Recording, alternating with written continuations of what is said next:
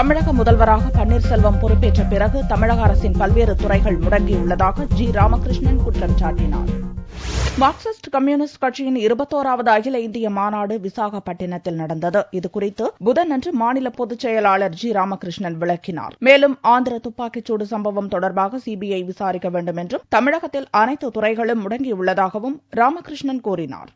ஜெயலலிதா தண்டிக்கப்பட்டு பன்னீர்செல்வம் முதலமைச்சர் பொறுப்பேற்ற பிறகு அரசனுடைய பல துறைகள் செயலிழந்திருக்கிறது.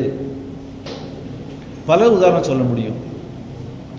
அதில் ஒரு விஷயம்தான் சத்துணவுகள் பிரச்சனையாக இருந்தாலும், போக்குவரத்து பிரச்சனை, வேறுபட்ட சட்டம் ஒழுங்கு பிரச்சனை இருந்தாலும் உங்களுக்கு மாநில அரசாங்கத்தினுடைய செயல்பாட்டில் இருக்கக்கூடிய கோளாறு, செயலிழந்த தன்மை என்பது குறிப்பாக ஏற்கனவே கட்சியின் சார்பாக, இந்திய கம்யூனிஸ்ட் கட்சியின் சார்பாகவும் தென் மாவட்டங்களில் இதே பத்திரிகையாளர் கொடுத்து சொல்லியிருக்கிறோம்.